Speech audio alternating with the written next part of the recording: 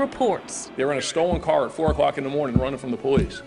And very, very unfortunately, whichever one of the three of them was driving that car made a bad decision. Video shows the girl's car drive. In this video, I would like to discuss the differences between racism and prejudice.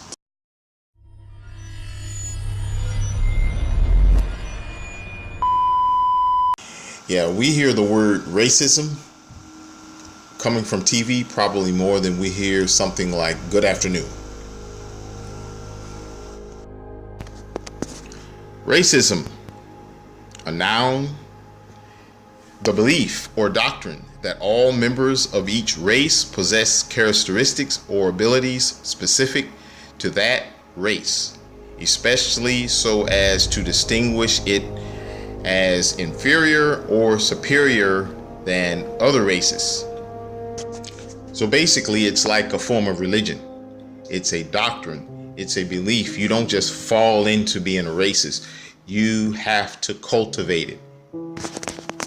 Prejudice, a noun, a preconceived opinion that is not based on reason or actual experience.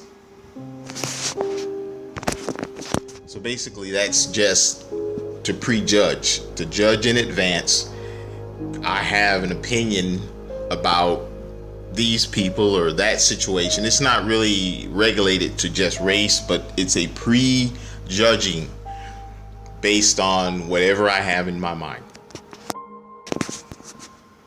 So one's a doctrine and one's just a personal opinion. So let's take sports. Let's take football. So let's say as a person who's prejudiced, let's just say I have an opinion that black quarterbacks are inferior to white quarterbacks because in the ability to execute plays. Whether it's true or not is a different story. Let's just say that's my opinion. Well, then that can be changed because for whatever reason, if I had, I can talk that all day long, but if I start winning because you're my quarterback, then you know what? Then I no longer have that belief. It thrives, and again, everybody has both. So if I'm as a prejudiced person, let's say that I have this belief that white basketball players are inferior to black basketball players because of the leaping ability or whatever I have in my mind.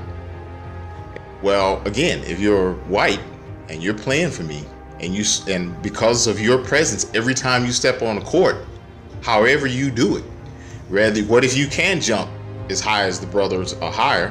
What if you don't jump? What if you do something else? Whatever. If you start winning and my scores go up and I make money because you're winning, guess what? I'll probably let that go and I'll probably rethink my position. As a racist, though, I will say something like a white basketball player is inferior to a black basketball player because I need that to be true. So it's like you may prove it differently. I'm still gonna hang on to my belief. Even if I would rather lose than have you play for my team because you're white. Or with football, you can holler nigga, nigga, nigga all day long. But a real racist, when Gale Sayers was running so fast that, everyone looked like they were moving in slow motion. Well, a real racist will say, well, you know what? He's not playing for us. And if he does, I'm going to make sure he's on the bench because I need that to be true. And it's like a doctrine. You have to feed it. You have to constantly water it. And you don't just, like I say, you don't just do that as a casual opinion. Here's an example of what I think a racist is. This weekend, this is Congress for the Aryan Nations, and we have a bunch of white power movement people coming in all across the country. And people come here once a year for the white Aryan race to save our children from Mongoloids and the Negroes and Jews.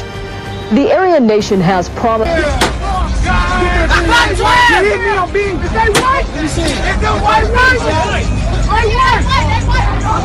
Get their ass! Come on, nigga! Hurry that bitch up! Hey!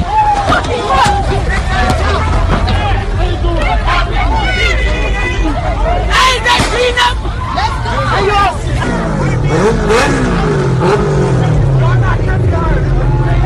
Hey, they beating up every white person! They jumping every white person!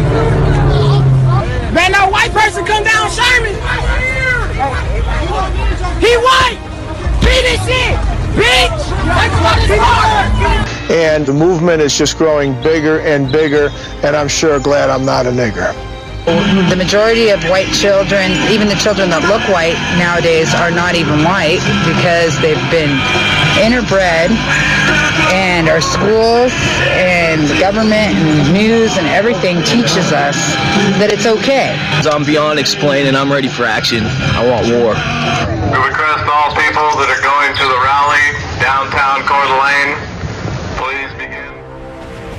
Racist people never seek out other racist people. They always bother people who are trying to just go to work, make a living, and handle their business. They never go to their polar opposites because they know they're probably gonna die. You know, if you got a problem with black folk, come to the hood. You know, come to. There are places where I don't need to even say nothing if you really got a problem. But no, you're gonna bother some woman or some guy who looks like they're in college or somebody who just on their way home from work, and you're gonna make sure it's 2 or 3 of you, and then it's that one of them, then you're gonna get them. And the same thing with black folk. If you got a problem with white folk, you just tear up your own neighborhood, or you figure you're never gonna go to where the real white supremacists or the skinheads or the real racists, you ain't gonna do that. You're gonna find some white person who probably has no ill intentions toward black folk, and you're gonna mess with them. Because racism is cowardice every time. So getting back to the original story that this whole video started off with, it's old in history, but I just want to use this as a point. You steal a car, and then you put the cops on a high-speed chase. They chase you, and you drive into a swamp. Now the cops are racist because they don't get you out in time. That's not racism. That's, you're a criminal. You took somebody's car and then you drove into a swamp. And yes, if anybody knows anything about Florida at all, you don't walk up to a body of water first off without thinking you're gonna get towed up by an alligator. But at night, and I'm saying, what if the shoe was on the other foot? What if I was that officer? What if the officers were black? And we've proven now that it doesn't matter what color the officers are. We're gonna, this whole movement is against law enforcement. It has nothing to do with the quality of black people. But so if I was black and those kids did that, yeah, you look at the water, you can't see, and it's murky, and there's things. You shouldn't have drove in there. I'm sorry. It is what it is. You shouldn't have drove in there. And if they don't go after you and get you, it has nothing to do with being racist.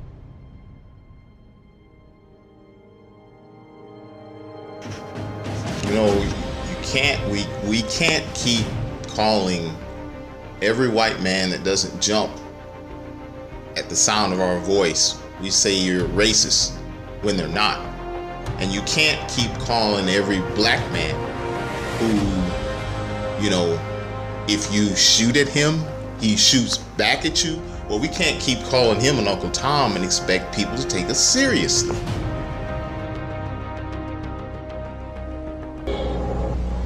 We must not be guilty of wrongful deeds.